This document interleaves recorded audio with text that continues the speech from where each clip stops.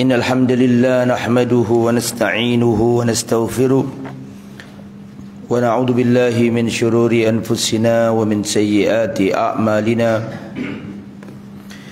من يهده الله فلا مضل له ومن يضلل فلا هادي له وأشهد أن لا إله إلا الله وحده لا شريك له وأشهد أن محمدا عبده ورسوله لا نبي ولا رسول بعده اللهم صل وسلم وبارك على نبينا وحبيبنا محمد وعلى آله وصحبه ومن سار على نهجه إلى يوم الدين أما بعد إخوتي في الله rahimani wa rahimakumullah. Para hadirin, bapak-bapak, saudara-saudara yang dirahmati oleh Allah Subhanahu wa taala. Alhamdulillah, kita lanjutkan kajian kitab Kaifa Amalahum, bagaimana Rasulullah berinteraksi dengan orang-orang yang di sekitarnya. Dan pembahasan kita masih Ar-Rasul wa azwajuhu, Rasulullah dalam berinteraksi dengan istri-istrinya. Qala al-muallif wa kana sallallahu alaihi wasallam yura'i masyair zaujatihi.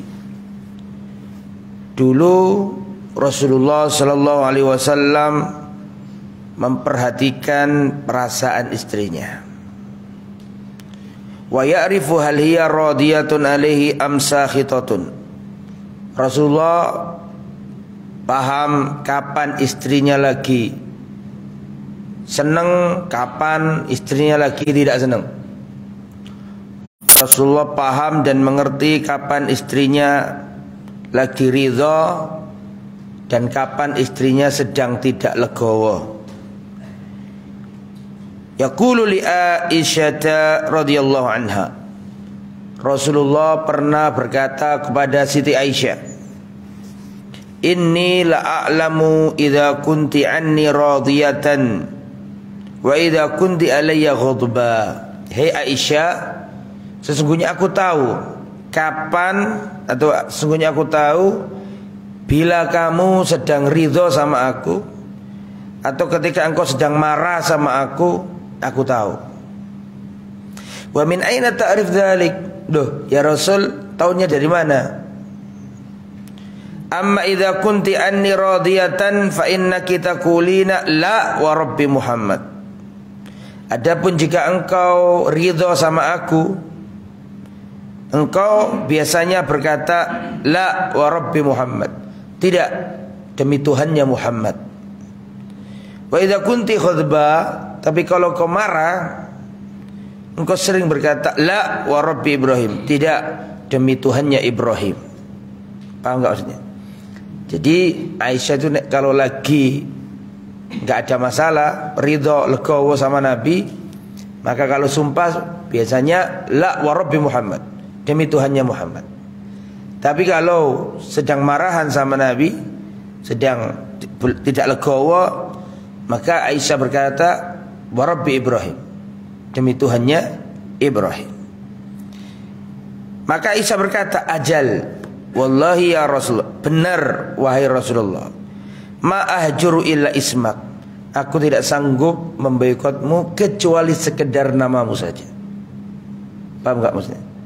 Aku enggak bisa memboikot ya kecuali sekedar namamu saja. Adapun masalah muamalah tetap enggak berani kalau Siti Aisyah sampai menyelisihi Rasulullah sallallahu alaihi wasallam. Tapi kelihatan dari sumpahnya.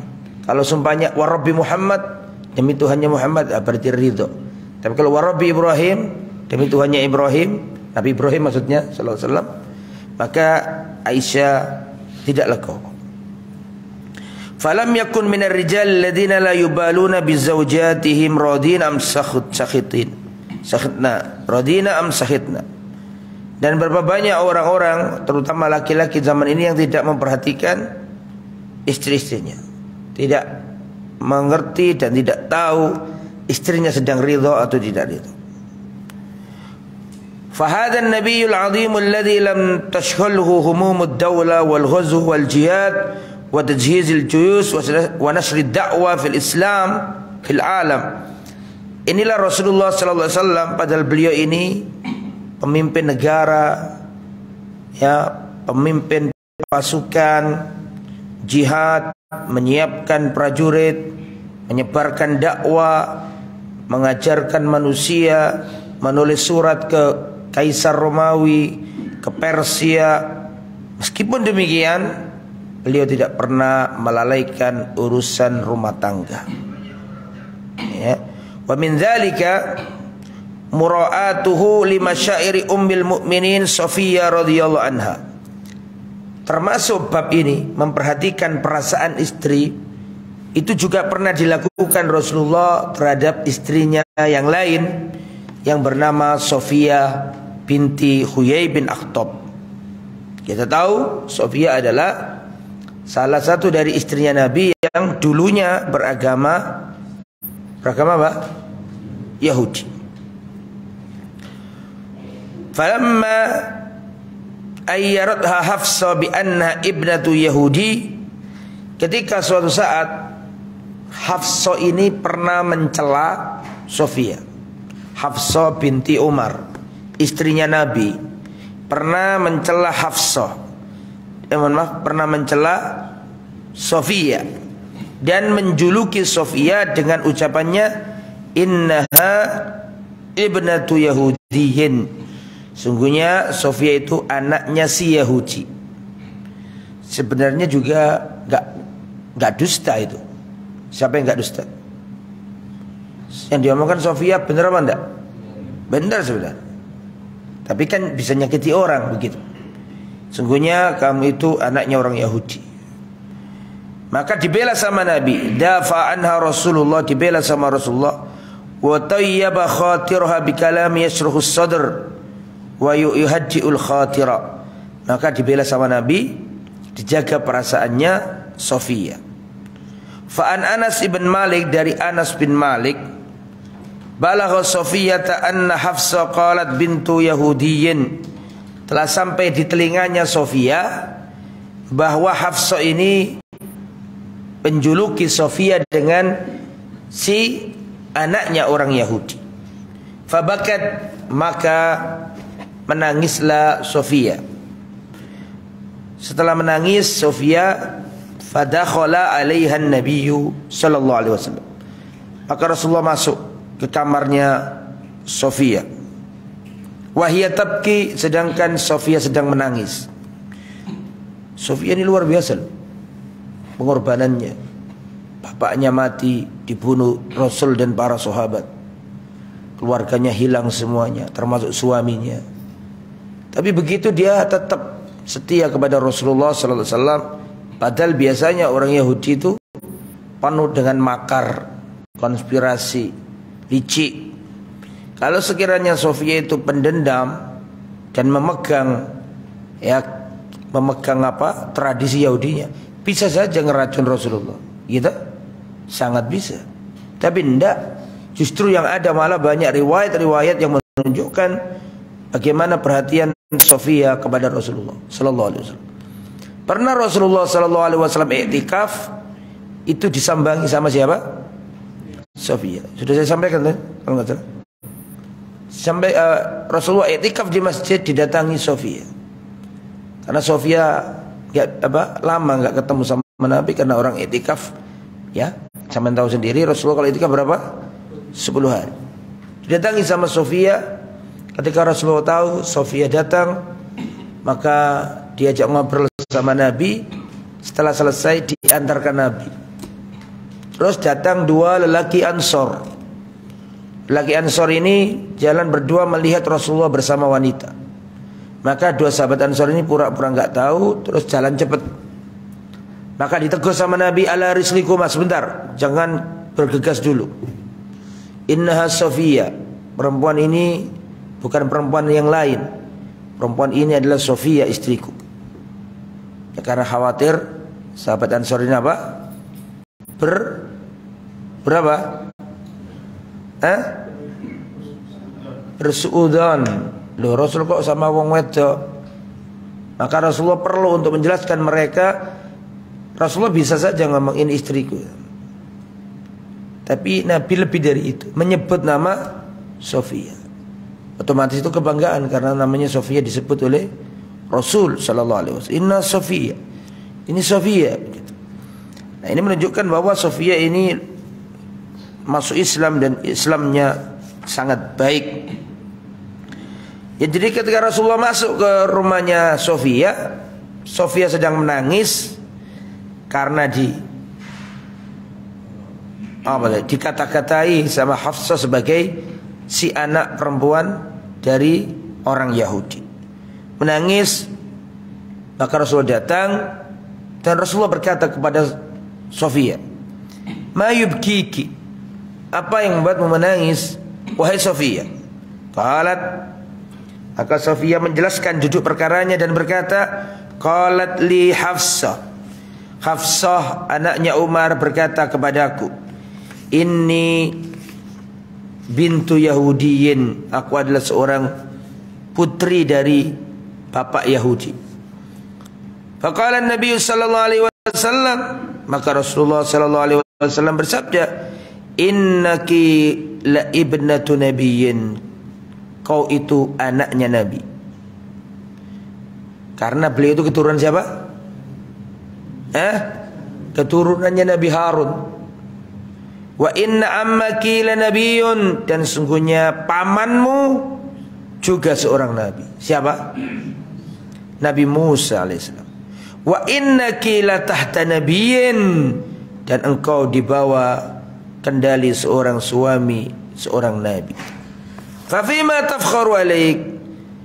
Maka bagaimana Sofia bisa berbangga atas dirimu? Enggak bisa. Kau yang lebih utama. Maksudnya kalau dari sisi itu gitu loh ya. Seakan-akan Rasul mengatakan, lain kali kalau kamu diomongi kayak gitu, katakan kepadanya, bapakku seorang nabi, pamanku seorang nabi, dan suamiku seorang nabi. Ini kemuliaan siapa? Kemuliaan Sofia dari sisi nasab ya. Karena memang Nabi Musa dan Nabi Harun sama-sama bin siapa? Musa dan Harun kedua-duanya bin siapa? Musa bin Imran. Musa bin siapa? Imran. Bal kana yuwasi zaujatahu in ra'aha khazinatan aw maridatan. Dan Rasulullah biasa menghibur istrinya jika istrinya lagi sedih ataupun sakit. Fa indama hadat Aisyah wa hiya fil haji dakhal alaiha wa hiya tabki. Pernah Rasulullah dengan Aisyah radhiyallahu anha pergi haji. Kemudian Siti Aisyah ini haid. Padahal kalau tawaf kan harus bersih dari apa? Haid. Karena syarat tawaf harus toharo. Maka menangis Siti Aisyah, "Ya Rasulullah, bagaimana ini? Haji mau mulai, aku haid ini." Faqal, Rasulullah mengatakan, "Inna hadza amrun katabahu Allah ala banati Adam." Seakan-akan Nabi mengatakan, "Kenapa kau menangis, wahai Aisyah? Perkara ini sudah Allah tetapkan bagi anak perempuannya Nabi Adam. Faqdi ma yuqdal haju fayaqdi ma yaqdil haju ghairu alla tatufi bil bait." Kerjakan apa yang dikerjakan oleh orang haji, asalkan kamu jangan tawaf di Ka'bah. Berarti wanita haid boleh menjalankan amaliatul haji. Yang enggak boleh itu hanya apa? Tawaf. Berarti sa'i masih boleh. Berarti apa? Lempar jumrah boleh. Berarti wukuf di Arafah boleh. Berarti mabit di Mina boleh. Berarti mabit di Muzdalifah boleh. Hanya saja kamu jangan sholat apa tadi? Jangan apa? Tawaf. Karena tawaf termasuk syaratnya adalah suci. Wa idza maridat zaujatuhu raqaha wa masa biyadihil haniya 'alaiha. Dan kalau istrinya Nabi ada yang sakit, maka Nabi meruqyahnya, maksudnya membacakan suatu kepadanya dan diusap dengan tangannya yang mulia. An Aisyah radhiyallahu anha, dari Aisyah semoga Allah meridhoinya, anna Nabi sallallahu alaihi wasallam kana yu'awwidu ba'd ahli wa yamsahu bi yadihi al-yumna. Kebiasaannya Nabi adalah meminta kepada Allah perlindungan untuk keluarganya dengan cara mengusap dengan tangannya kanan. Jadi kalau ada yang sakit, istri-istri Nabi kalau ada yang sakit atau keluarganya Nabi, maka Nabi mengusap yang sakit itu dengan tangan kanan dan Nabi berdoa. Dan ini doa luar biasa, harus dihafal. Allahumma rabban nas adhibil ba'sa ishfihi antas syafi la shifaa illa shifauka shifaan la yughadiru saqama. Ini harus dihafal. Allahumma rabban nas, ya Allah engkaulah Tuhannya manusia. Adhibil ba'sa, hilangkanlah penyakit ini. Ishfihi, sembuhkanlah dia. Wa anta syafi, hanya engkau yang mampu menyembuhkan. La shifaa illa shifauka, tidak ada kesembuhan kecuali kesembuhanmu ya Allah. Shifaan la yughadiru saqama, kesembuhan yang tidak meninggalkan kekambuhan lagi. Ini harus dihafal. Ini termasuk sunnah Nabi kalau anggota keluarganya ada yang sakit, dielus, diusap dengan tangan kanan. Terus Nabi berkata, Allahumma rabban nas adhibil ba'sa isfihi antas syafi la shifaa illa shifauka shifaan la yughadiru saqama. Ya Allah, engkaulah Tuhannya manusia. Adhibil ba'sa, hilangkanlah penyakit ini.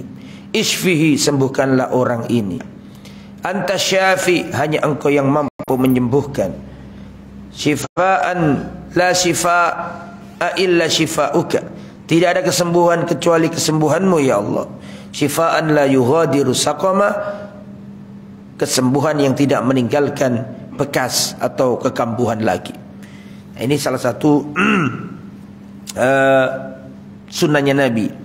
Fazauju idza talammasa mawadhi al-alam min zaujatihi wa hana 'alaiha wa wada'a yadahu ala makanil alam min zaujatihi kana dzalika 'azimul athar fi nafsil mar'ah. Perhatikan, seorang istri, seorang suami, jika istrinya itu sedang sakit, kemudian suami meletakkan tangannya di bagian tubuh istrinya yang sakit dengan memijatnya, dengan mengusapnya.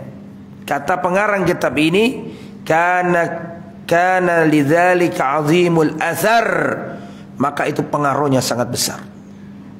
Karena dari sisi psikologi, seorang wanita kalau disayangi suaminya, dielus bagian yang sakit, dipijat, itu menghilangkan dua kesedihan.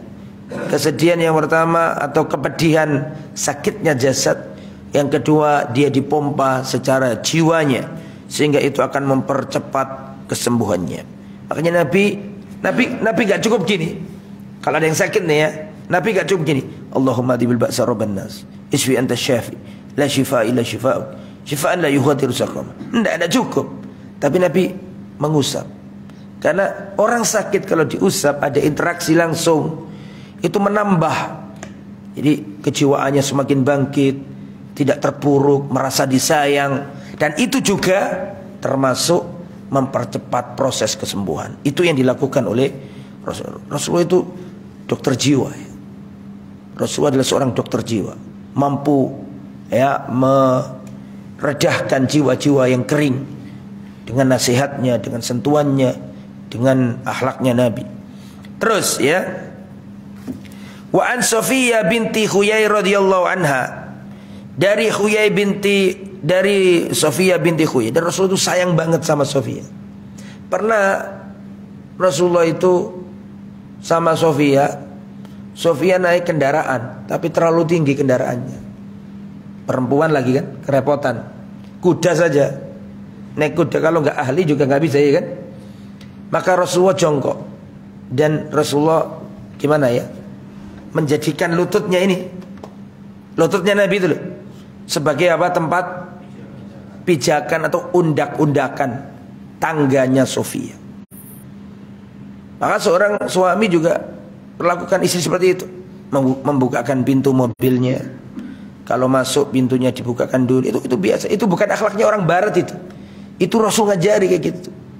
Lebih dari itu, bahkan Rasulullah duduk, kemudian apa namanya tadi, kakinya dipakai untuk pijakannya siapa?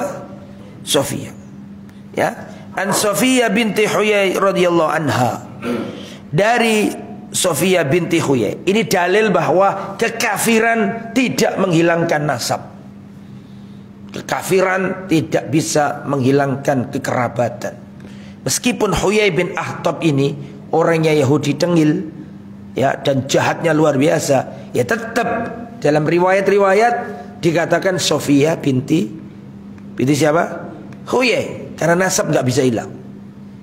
Nasab tidak bisa hilang karena kekafiran.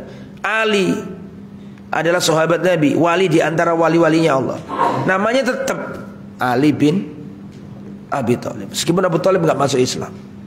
Sehingga para ulama menjelaskan bahwa kekafiran tidak bisa menghilangkan nasab. Begitu, ya. An Sofia binti Huyai radhiyallahu anha anna Nabiyya sallallahu alaihi wasallam hajja binisaihi. Rasulullah sallallahu alaihi wasallam pernah haji bersama istri-istri Nabi yang lain. Istri-istri Nabi yang banyak, ya. Jadi dari Sofia Rasulullah pernah haji bersama istri-istrinya, berarti banyak. Falamma kana fi ba'dhi at-tariq nazala rajulun fasaqa bihinna fa asra. Kemudian dalam perjalanan itu ada seorang laki-laki yang turun dan menggiring istri-istrinya Nabi ini. Maksudnya kendaraannya biar cepat begitu. Faqala Nabi sallallahu alaihi wasallam, Rasulullah berkata, kadzaka sauquka bil qawarir ya'ni nisa. Begitulah caramu untuk menggiring gelas-gelas kaca. Gelas-gelas kaca maksudnya apa? Wanita. Wanita itu kayak gelas-gelas kaca, gak bisa dikasari, patah atau akan pecah. Mau wetok kayak ngono wanya. Fa bainahum yasiruna, ketika perhatikan, ketika digiring itu tiba-tiba hanya untanya siapa? Sofia yang menderum, ya. Barokah itu menderum. Ngerti menderum dah, Ahmed? Deprok. Untanya itu nggak mau jalan, deprok gitu. Untanya siapa ini? Sofia. Iya Sofia. Wa kanat min ahsanihinna dhuhra. Padahal ini unta yang paling bagus tunggangannya, miliknya Sofia ini. Tapi qadarullah pada waktu itu ngambek atau bagaimana, untanya Sofia ini nggak mau jalan. Barokah, yakni menderum, nggak mau bangkit, nggak mau jalan. Sedangkan takut ditinggal, istri-istri Nabi sudah jalan, kan begitu. Fabakat, maka Sofia ini menangis. Wajah Rasulullah sallallahu alaihi wasallam, sudah jalan ini ketinggalan. Siapa yang ketinggalan? Sofia ketinggalan. Terus Rasulullah dikasih tahu, ya Rasulullah ada yang kancrit setunggal. Ngerti kancrit ya? Kancrit, iya, ketinggalan. Ternyata siapa? Sofia. Maka didatangi sama Nabi. Faja'ala yamsahu dumu'ahu biyadihi. Allah, ini kalau nggak ada riwayat ini mungkin kita nggak tahu ini. Maka Rasulullah mendatangi Sofia dan mengusap air matanya dengan tangan beliau yang mulia. Subhanallah, Masya Allah, Rasulullah sallallahu alaihi wasallam. Famashu dumu biyadi zauj fihi muwasatun kabira. Mengusap air mata istri dengan tangan suami, muwasatun kabirah, itu adalah sebuah hiburan yang sangat dahsyat. Apalagi dielus oleh tangan Rasulullah yang mulia. Betapa bahagianya siapa? Sofia pada waktu itu. Wa taqdirun li awatif wa masyair zaujah, dan itu memuliakan perasaan seorang istri digituin. Ma'anna sababul buka amrun hayyin, padahal perhatikan, ini garis bawah ini. Padahal nangisnya Sofia ini dalam masalah yang sepele. Bukan masalah besar. Coba ketinggalan menurut Coel. Tapi Rasulullah menaruh perhatian besar.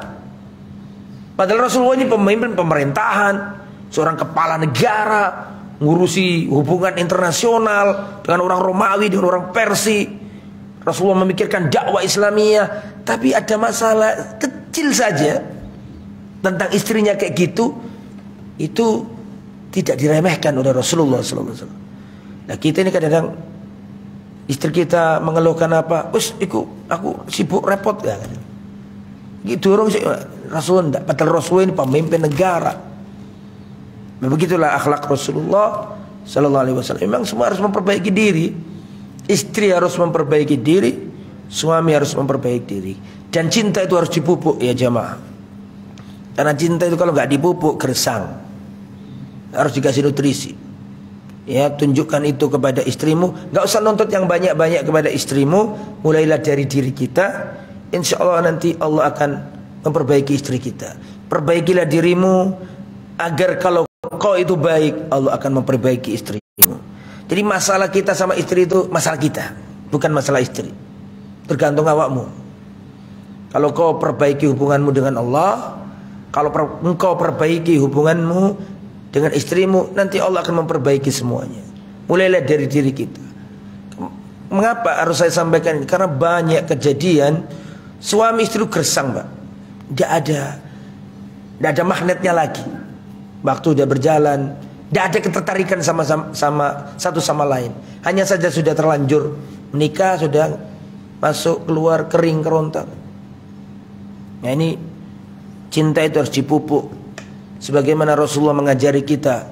Dan kalau kita nggak baca kayak gini-gini, kita nggak tahu. Ya, jadi kita harus memupuk cinta di rumah tangga kita. Jangan biarkan rumah tangga itu layu. Ya, jangan biarkan rumah tangga itu layu. Ada seorang laki-laki yang nggak bisa berbuat apa-apa. Saya sampaikan sebagai ibrah. Ada seorang laki-laki di forum bertanya ke saya, karyawan, pegawai banyak begitu. Ustaz, padahal itu belum tanya jawab. Kalau nggak salah ya, Ustaz, istri saya berzina. Stop Pak, jangan dilanjutkan. Jangan dilanjutkan. Nanti saja temui saya setelah forum ini. Nggak bisa Ustaz, ini saya sudah nggak kuat Ustaz. Istri saya berzina Ustaz. Dan terus berulang-ulang. Dan terakhir dia berzina dengan kakak ipar saya sendiri. Ini gimana Ustaz? Kalau benar yang Bapak omongkan seperti itu dan dia bolak-balik, ceraikan sebelum matahari ini tenggelam Pak. Itu sore itu, jam 4 mungkin. Saya omongin gitu. Kalau benar seperti itu, dia zina nggak selesai-selesai, ceraikan sekarang juga, paling lambat sebelum matahari ini tenggelam. Gak bisa saya Ustaz menceraikannya. Saya heran kok orang lanang gak bisa nyerahin istrinya. Loh kenapa gak bisa? Dia gak mau Ustaz. Jadi selama ini kita hidup rumah tangga Ustaz, dia di kamar satu, saya di kamar satu, kemudian dia sama laki-laki lain dan saya menderita. Ada orang kayak gitu tuh ada Pak. Jangan dikira di dunia ini orang itu gak ada orang kayak gitu. Gak ngerti jalan keluarnya. Padahal gitu laki-laki. Ada kayak gitu itu. Nah, itu baru orang yang masih ngaji. Bagaimana orang yang nggak ngerti apa-apa tambah. Jadi rumah tangga itu 1001 masalah. Beruntunglah orang yang ngaji, istrinya ngaji, ngerti agama, beruntung. Karena di luar sana banyak mereka yang punya masalah dan pasrah meratapi dirinya, bahkan dia bunuh diri mati. Karena nggak tahu jalan keluarnya. Harusnya kayak gitu. Kalau sudah bolak-balik zina harusnya cerai. Ustaz, tapi kasihan anak. Kamu gak akan bahagia kalau mikirin anak terus. Dan gak boleh. Dan yang dosa Pak, bukan hanya istrimu, tak gituin. Anda juga berdosa. Dayus, gak punya rasa cemburu. Ya, karena kalau gak dicerai berarti Anda ridho. Wong cerai itu ada di tangan laki-laki, kok gak bisa? Cerai ada di tangan siapa? Laki-laki. Mau gak mau urusannya, tapi ente bisa lah. Itu karena ketidakmengertian gitu. Karena kekurang pahaman terhadap agama. Makanya butuh untuk duduk belajar agama supaya tahu bagaimana Rasulullah bermuamalah sama istri-istrinya. Ini ya, terus selanjutnya. Rasulullah sallallahu alaihi wasallam berkata, Allahumma inni uharrij haqqadh dha'ifain al-yatim wal mar'ah. Ya Allah, sesungguhnya aku perketat, aku persulit, aku perketat, aku kerasi dalam urusan dua hal. Dua orang yang lemah, kata Nabi. Sungguhnya aku ketati, aku kerasi, aku bener-bener kerasi hak dari dua orang lemah. Yang pertama adalah al-yatim, anak yatim. Rasul kenceng. Kalau ada orang yang menyakiti anak yatim, kenceng Rasulullah. Yang nomor dua, al-mar'ah, wanita. Dua orang ini yang Rasulullah ngetati, jangan sampai dua orang ini terlunta-lunta. Ada juga seorang ibu yang sejak nikah sampai tua tidak pernah dinafkahi oleh suaminya. Ada kayak gitu. Tidak ngerti caranya nuntut, garis nerimo, akhirnya urusan makan rumah tangga dia yang sibuk cari utang, suaminya santai-santai. Itu ada, dan bertahan, dan nggak cerai-cerai, macam-macam, karena nggak ngerti solusinya. Nah, maka itu kan kasihan sekali. Nah, ini butuh untuk kita ini belajar. Suami harus belajar, istri harus belajar. Jangan kita menelantarkan hak orang yang ada dalam tanggungan kita. Itu dosanya besar loh itu. Kullukum ra'in wa kullukum mas'ulun an ra'iyati. Setiap kalian adalah penanggung jawab, dan setiap penanggung jawab akan ditanya atas apa yang ia diamanai. An Nu'man bin Bashir radhiyallahu anhu qala Rasulullah sallallahu alaihi wasallam. Perhatikan. Ja'a Abu Bakrin yasta'dinu 'alan Nabi. Pernah Bismillah.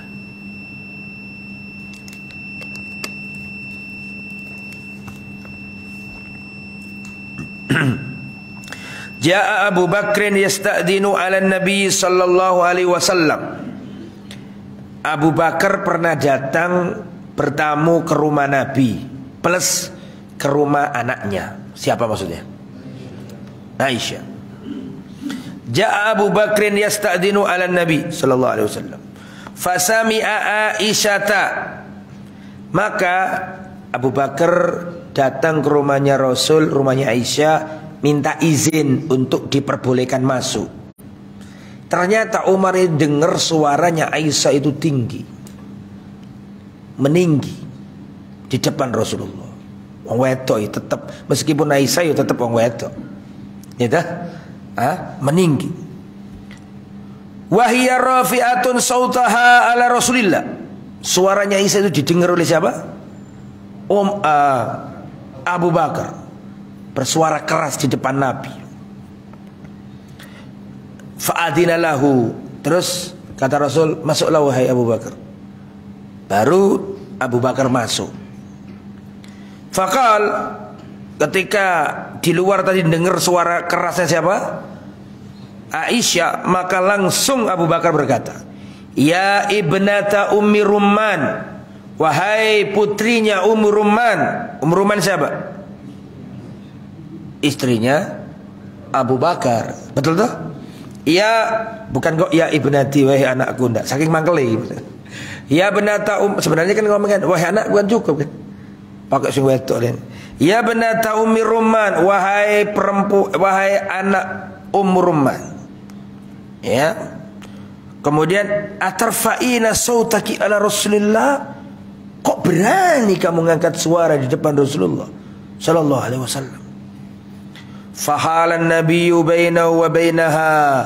Terus Nabi ada di tengah-tengah, melerai. Maksudnya Nabi, sudah.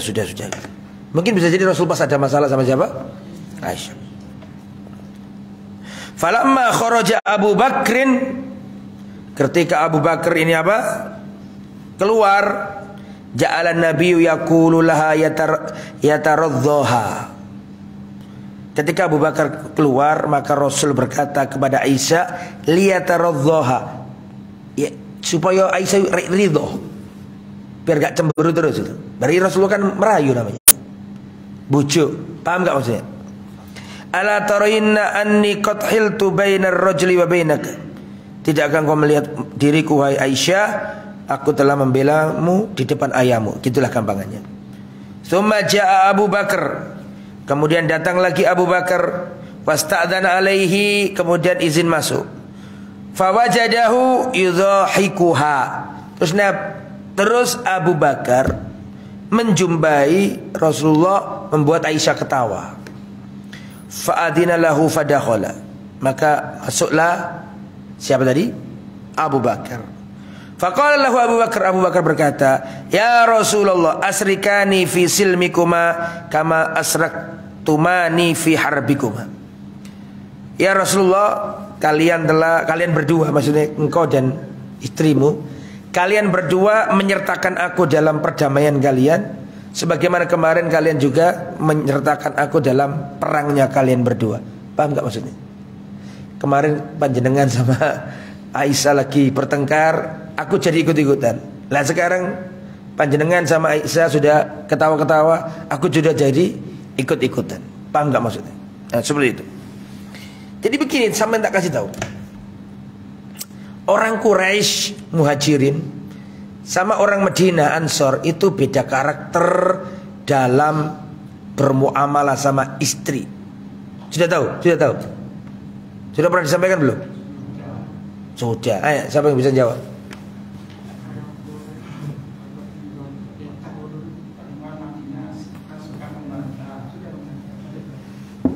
Aku gak wani nih ngomong membangkang. Tapi maksudnya gitu. Jadi orang Quraisy itu mengalahkan wanita. Sedangkan penduduk Madinah, Ansor berarti ya, sedangkan orang Ansor itu dikalahkan wanita. Gampangannya gitu. Jadi gak ada wanita Quraisy wani karo wong lanang Quraisy harus yang wani. Quraisy laki-laki Quraisy menang. Gak berani bantah. Kalau ngomong ke istrinya A, sudah A, gak berani bantah. Itu karakternya rumah tangga Quraisy. Tapi Ansor enggak. Karena secara Arab beda cerita nih samanya. Orang Arab itu ada 3, Pak.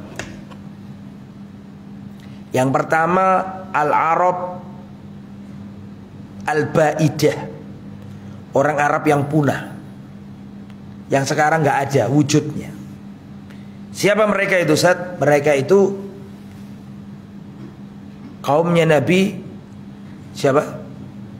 Kaumnya Nabi Hud, kaumnya Nabi Saleh. Tidak semua Nabi itu orang Arab lah ya. Nabi orang Arab bisa sedikit. Siapa aja? Nabi yang dari Arab siapa? Nabi Hud, Nabi Saleh, Nabi siapa? Muhammad. Ismail nikah sama orang Saleh. Nabi Ismail bukan orang Arab. Bapaknya orang Arab iya, tapi aslinya Nabi Ismail bukan orang Arab. Perpaduan antara Nabi Ibrahim dengan dengan siapa? Hajar. Hajar orang mana? Mesir. Ya Al-Baidah. Ini kaumnya Nabi Hud, kaumnya Nabi Saleh yang sudah binasa, diadab oleh Allah Subhanahu wa taala. Terus ada 2. Arab Al-Aribah dan Arab Al-Musta'ribah. Arab Al-Aribah itu Arab yang menduduki Jazirah Arab yang paling selatan. Berarti siapa? Orang mana? Orang Yaman. Al-Aribah. Al-Aribah ini aslul Arab, asli orang Arab. Aslinya Arab, Al-Aribah. Dan ini tinggalnya di mana? Tinggalnya di Yaman. Kemudian di Yaman dulu itu ada kerajaan namanya, jadi agak itu ya, agak melebar, enggak apa-apa ya. Di Yaman dulu itu ada kerajaan namanya kerajaan Sabak. Tahu tuh? Pemimpin negaranya seorang ratu namanya Bilqis. Kaya raya subur, baldatun thayyibatun wa rabbun ghafur. Melimpah ruah. Bahkan digambarkan itu di jalannya itu dari kanan dari kiri penuh dengan apa? Buah-buahan. Terus ketika penduduknya mulai kufur, mulai lupa sama Allah. Dalam riwayat Allah kirim tikus, sehingga tikus ini merusak bendungan apa namanya? Ma'rib. Sampai sekarang ada kan kota Ma'rib di Yaman. Di Ma'rib dulu itu ada bendungan besar, waduk lah kalau nggak salah ya. Jadi tujuannya itu kalau musim kemarau itu dialirkan ke tanah-tanah. Kalau musim hujan sebagai tandon. Nanti kalau sudah kering disalirkan. Jadi Yaman nggak kenal kemarau zaman itu ya, zaman itu selalu pertanian luar biasa. Ketika rakyatnya mulai kufur, maka bendungan itu dalam riwayat dirusak. Salah satu yang mengatakan rusaknya karena apa tadi? Tikus jebol, sehingga terjadi banjir bandang besar di negeri apa? Yaman. Maka penduduknya pindah kemana-mana. Salah satu yang pindah adalah mereka pindah ke Yathrib. Bisa dipahami ya? Yathrib itu mana? Nah, akhirnya beranak pinak di Yathrib. Jadi orang-orang Yathrib itu Al-Aribah, Arab Al-Aribah. Sampai sini paham ya? Adapun Quraisy itu Al-Musta'ribah. Musta'ribah itu keturunannya Nabi Ismail. Nabi Ismail nikah sama orang Arab. Namanya suku apa? Jurhum. Jurhum yang asli Arab. Nikah sama siapa tadi? Nabi Ismail. Beranak pinak sampai ke Quraisy. Quraisy beranak pinak sampai ke Rasul. Jadi saya mau tanya, orang Quraisy itu Ariba apa Al-Musta'riba apa Al-Baidah? Orang Quraisy itu Musta'riba. Tapi kalau Ansor Al-Aribah. Sudah paham sana ya? Sehingga ada pola karakter yang berbeda di situ. Orang Quraisy tidak bisa dikalahkan orang Arab. Tidak bisa dikalahkan oleh wanita. Sedangkan orang Ansor tata kelola rumah tangganya dikalahkan sama wanita. Lah waktu kehidupan di Makkah, ini orang-orang Quraisy ini tidak ada yang wani itu perempuannya. Tapi berhubung hijrah kemana? Ke Madinah, ketularan wanita Quraisy ini. Karena lihat wanita Ansor kok wani-wani karo bojone, ketularan. Dan itu disaksikan Umar bin Khattab. Ini saya bacain selesai. Kita tutup dengan kisah. Ya, perhatikan kata Umar bin Khattab, kama qala Umar bin Khattab, kunna ma'syara Quraisyin naglibun nisa. Kita ini orang Quraisy mengalahkan wanita. Falamma qadimna alal Ansor, ketika kami sampai di negeri apa? Madinah, dihuni oleh orang-orang Ansor, id qaumun taghlibuhum nisa'uhum. Mereka itu kaum yang dikalahkan oleh wanita-wanita mereka. Fatafiqa nisa'una ya'khudna min adabi nisa'il Ansor. Maka wanita-wanita kami, wanita-wanita Quraisy terpengaruh dengan wanita-wanita apa? Ansor. Maka pernah aku marah kepada istriku melawan. Melawan dan melawan ini bukan fisik loh, tapi apa? Mengembalikan ucapan, bantalah bahasa kita. Fa'angkartu anturaji'ani. Aku ingkari karena dia mau membalas ucapanku. Kok gak diam? Kalau dulu kan diam.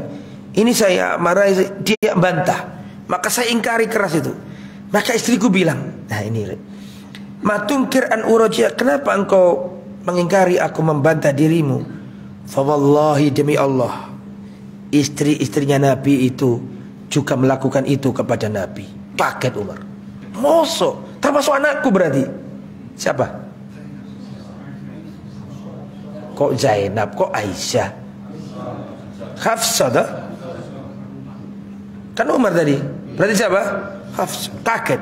Langsung Umar berangkat ke rumahnya. Siapa? Hafsah. Fadakhaltu ala Hafsah. Aku masuk ke rumahnya Hafsah. Fakultu, aku berkata, aturaji'ina Rasulullah. Apa kalian juga ini termasuk membantah ucapannya Nabi? Iya. Kata siapa? Utambah heran Umar, loh kok jadinya ini saiki. Padahal dulu kita di Mekah gak ada yang kayak gitu, gak ada yang berani. Ya. Fakultu atahjurahu ihdakunal yawm ilal lail. Apakah ada salah seorang di antara istrinya Nabi yang mendiamkan Nabi sampai malam? Apakah ada kayak gitu? Kata Hafsah, iya ada. Tambah heran lagi. Ini Rasulullah. Ya, termasuk orang Quraisy yang paling koh. Dikalahkan sama kita. Artinya di situ, ini perhatikan. Anna siddatul wad'ati ala nisa'il madhum li'anna nabi akhadha bisiratil ansor fi nisa'ihim. Dan Rasulullah lebih memilih caranya orang Ansor. Artinya ya ojo galak-galak nemen karo bojomu gitu loh. Rasulullah saja dalam hal ini memilih sironya Ansor. Perhatikan, wataroka sirota qaumihi. Rasulullah meninggalkan tradisi kaumnya sendiri. Kaum apa maksudnya? Quraisy. Jadi Rasulullah itu, jadi kalau intinya sama wanita itu harus banyak sabarnya, karena memang akalnya gak pepek. Ya sama niku nek disakiti bojo sampean, iling-ilingan uteknya gak pepek. Tapi itu bukan ejekan, karena Nabi sendiri yang ngomong kan. Apa kata Nabi? Nakisatu aklin, akalnya kurang. Tapi gue di bahasa Surabaya gak bagus itu, kurang sak. Bahaya. Tapi itu padahal bahasanya Nabi loh. Nakisatu aklin, kurang akalnya. Ya. Tapi bukan gak waras, maksudnya lebih mengedepankan apa? Perasaan. Akal sehatnya kadang-kadang dilupakan. Itu yang bisa kita jelaskan. Sampun itu ya, suruh. Kurang 2 menit. Tambah 1 riwayat lagi. Anil Aswad qal sa'altu Aisyata, aku berkata kepada Siti Aisyah, makanan Nabi yasna'u fi baitihi, apa sih yang dilakukan Nabi kalau di rumah itu? Qalat, Siti Aisyah berkata, kana yakunu fi mihnati ahlihi, beliau itu membantu pekerjaan istrinya. Fa idza hadaratis shalah kharaja ila shalah. Tapi kalau sudah tiba waktu sholat, beliau tinggalkan dan beliau sholat. Subhanallah, ini Rasulullah ini. Beda dengan kita sok sibuk. Ya Rasulullah memegang kendali negara, memegang semuanya. Tapi sempat-sempatnya Rasulullah sallallahu alaihi wasallam ya membantu istrinya. Kemudian ikhwatal iman rahimani wa rahimakumullah. Wa kana idza dakhala baitahu bada bisib. Rasulullah kalau masuk rumah yang pertama kali dilakukan Nabi apa? Siwak. Jadi wong lanang kudu iso jaga penampilannya. Sebelum masuk rumah mulut harus fresh. Ya. Fakana kayak gini ini loh. Sebelum orang barat sok berkemajuan dan berkebudayaan, sebenarnya Nabi Muhammad sudah mengajarkan itu. Cuma kita aja yang kadang-kadang tidak mengamalkan. Fakana idza dakhala baitahu bada'a bisiwak. Rasul itu kalau masuk ke rumahnya yang dimulai dulu siwak. Kenapa? Karena Nabi itu nggak mau nyakiti istrinya, pengen nyeneng istrinya. Hatta la tasumma minhu zawjahu raihatan mutaghayyirah, supaya sang istri tidak mencium aroma yang berubah dari Rasulullah. Kalau Rasul sih baunya nggak jelek, baunya bagus terus. Tapi kadang-kadang kan mungkin ada debu gitu loh maksudnya. Ada debu, ada apa. Nah. An Surah bin Hani qala sa'altu Aisyah, aku berkata kepada Aisyah, bi Aisya'in kana yabda'un Nabi idza dakhala baitahu. Kalau Rasulullah masuk ke rumahnya, hal apa yang pertama kali dilakukan oleh Rasulullah? As-siwak. Membersihkan mulut. Siwak. Siwak itu adalah, perhatikan, siwak itu membersihkan mulut. Pakai kayu atau pakai pasta gigi, dua-duanya masuk apa? Siwak. Cuman kebetulan dulu memang orang Arab sampai sekarang kalau bersiwak itu pakai kayu. Kayu apa jenis? Bukan kayu siwak. Siwak itu jenenge aktivitas. Bersiwak. Bersiwak artinya itu aktivitas membersihkan mulut. Alatnya ada yang pakai kayu. Kayu apa jenenge? Kok bambu, Pak? Oh, gaharu. Enggak lah, kayu apa jenenge? Kayu arok. Si ditol-tol itu loh. Hah? Kayu arok. Kayu arok ini memang bagus untuk menghilangkan bau. Tetapi bukan satu-satunya cara untuk bersiwak gitu loh maksud saya. Jadi jenengan berpasta gigi pakai odol itu juga terkategorikan apa? Bersiwak. Siwak itu aktivitas untuk membersihkan mulut. Bisa pakai kayu arok, bisa pakai apa namanya? Ya itu sikat gigi. Itu cukup ya. Semoga bermanfaat. Ini panjang bab istri. Nanti pindah. Nabi berinteraksi dengan anak-anak. Nanti pindah lagi. Nabi berinteraksi dengan orang tua. Jadi insya Allah akan kita pelajari semua supaya kita punya cermin besar bagaimana kita bercermin dengan akhlaknya Rasulullah Sallallahu Alaihi Wasallam. Semoga apa yang disampaikan bermanfaat. Mohon maaf atas segala kekurangan dan kekhilafan. Kita tutup dengan bacaan kafaratul majlis. Subhanakallahumma bihamdika asyhadu an la ilaha illa anta astaghfiruka wa atubu ilaik. Assalamualaikum warahmatullahi wabarakatuh.